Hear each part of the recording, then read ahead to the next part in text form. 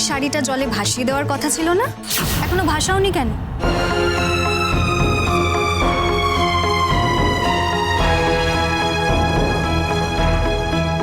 Garima, this is not nice. এরকম অনেক important জিনিস তুমি খেয়ালই করছো না। এই যে তুমি শাড়িটা ভাসাওনি কেন?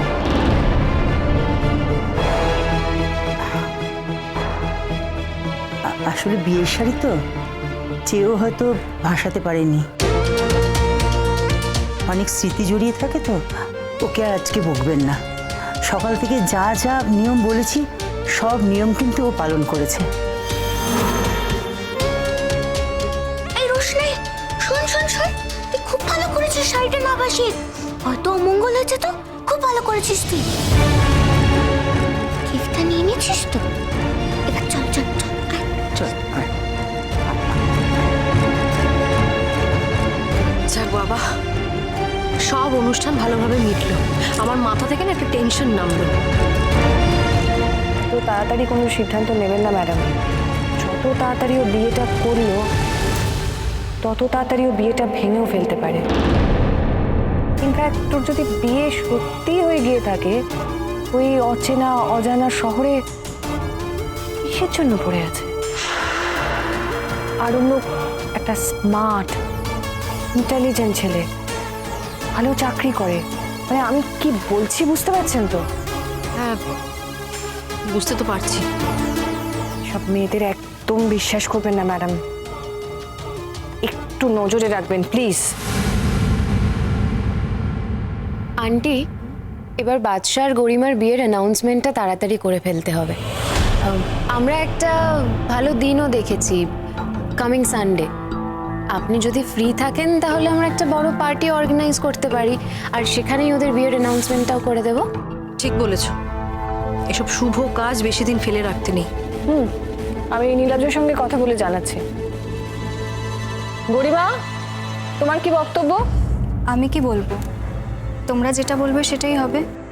তবে আমার মনে হয় একবার আরণ্যকের সাথে কথা বলা উচিত। তাড়াতাড়ি বলো মা, কোনো ফার্দার গন্ডগোল হওয়ার আগেই আমি তোমাদের বিয়ের অ্যানাউন্সমেন্টটা ঠিক করে দিতে চাই।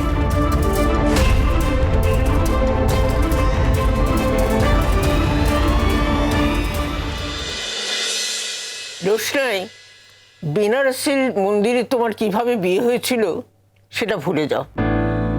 আমাদের বাড়ি থেকে যখন সিঁদুরদানের অনুষ্ঠানটা হলো, তখন আমাদের তো একটা আশীর্বাদ করার ব্যাপার থাকে। এই নাও, দুটো শাড়ি আর কানের দুল। এটা আমার বিয়ের, কিন্তু এখন তো আমি এসব পরি না। তুমি নাও। আমার এসব কিছু লাগবে না। তোমাকে খুশি করার জন্য সব দিচ্ছি না, আমাদেরও তো একটা মান সম্মান বলে ব্যাপার আছে। নাও। রোশনাই, ঠাম্মি যখন দিচ্ছে নিয়ে না। বড় মা, আমি এগুলো নিয়ে কি করব? এমনিতেও সোনা পরার আমার কোনো অভ্যেস নেই, আর এত দামি দামি শাড়িও। সস্তার জিনিস আমি কোথা থেকে পাবো বলো? এইসব অনুষ্ঠানে সোনাই দিতে হয়। নাও, আর সব ব্যাপারে জেদ করতে নেই। রোশনাই, নিয়ে নে নিয়ে নে।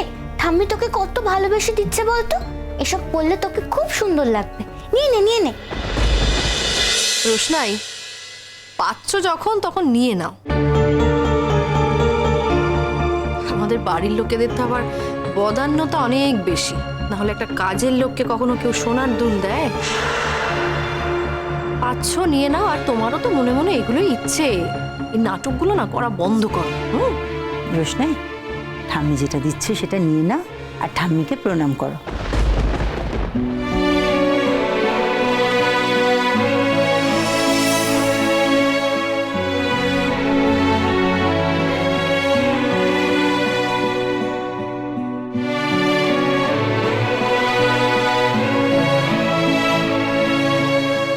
স্বামীর সঙ্গে কথা হলে বলো যত তাড়াতাড়ি সম্ভব তোমাকে যেন এখান থেকে নিয়ে যায়।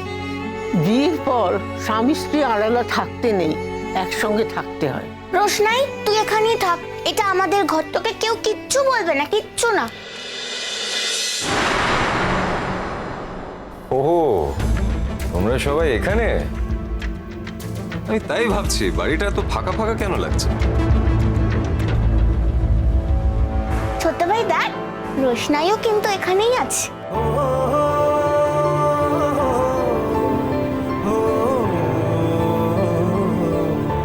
কি হচ্ছে এখানে? না মানে অফিস থেকে এসেছি, কেউ আমাকে কফি খাওয়াবে না? শ্যামদাকেও তো দেখতে পাচ্ছি না, কোথায় শ্যামদা? দাদু ভাই, মেয়েটার বিয়ে হলো তো, তাই আশীর্বাদ করতে হচ্ছে। বর্দি, তোমার তো কিছু দেওয়ার নেই, তুমি তাহলে যাও না। বাদশাহ এসেছে, ওর জন্য একটু কফি করে দাও। সব সময় খালি আমার মাকে অর্ডার করবে, ভালো লাগে না একেবারে। আমি এক্ষুনি করে নিয়ে আসছি। বড় মা, ইটস ওকে, কোনো তাড়াহুড়ো নেই, তুমি তোমার কাজটা সেরেই এসো। আচ্ছা মা, দুষ্টু বলছিল তোমরা নাকি কোথাও বেরোবে? হ্যাঁ বাদশাহ, আমাদের ক্লাবে একটা পার্টি আছে, তোমার বাবা তৈরি হয়ে আছেন, ওয়েট করছেন। আমি এই অনুষ্ঠানটার জন্য একটু ওয়েট করছিলাম।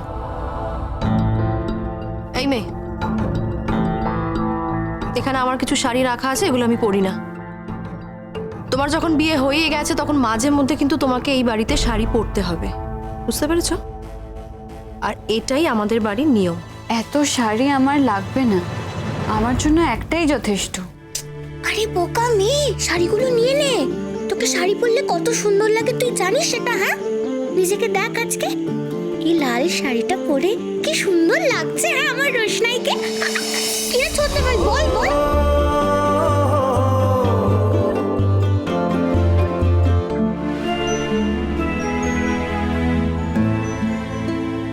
অপূর্ব, সত্যি রোশনার দিক থেকে চোখ ফেরানো যাচ্ছে না। এই রূপে আগে একবার দেখেছি বটে, কিন্তু সেদিন দেখার মতো চোখ ছিল না, মনেরও সেই অবস্থা ছিল না।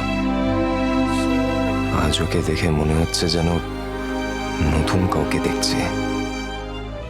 অপূর্ব লাগছে তোমাকে রোশনাই। মা, আমাদের যা যা দেওয়া সব দেওয়া হয়ে গেছে তো? মেজো, আমারও কিছু দেওয়ার আছে রে।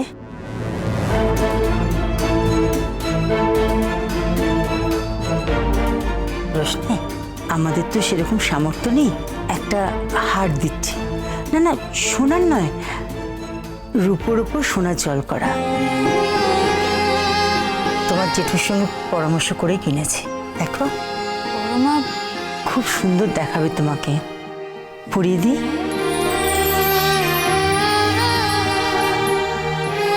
মা, আমি একটু হেল্প করি। ধরতে একটু।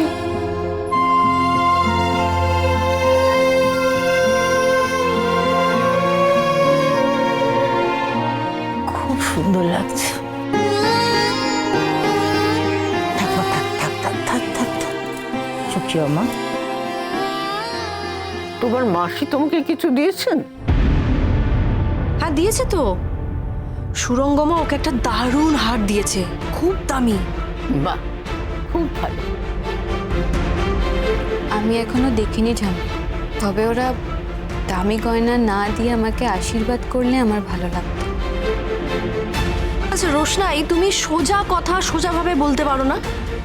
আর তাছাড়া সব সময় তোমার টেন্ডেন্সিটা কেন বলো তো মহান হওয়ার? হ্যাঁ, যা সত্যি আমি তো সেটাই বললাম। যথেষ্ট হয়েছে, এসব শোনার আর একদম ইচ্ছে আমার নেই, আমি যাচ্ছি। রোশনাইকে সবাই কিছু না কিছু একটা গিফট দিচ্ছে, আমারও তো দেওয়া উচিত।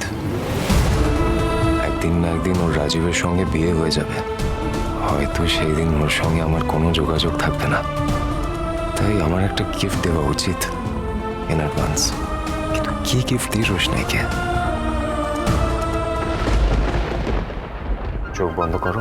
আপনি তাড়াতাড়ি করুন। আচ্ছা ঠিক আছে, আমি চোখ বন্ধ করছি।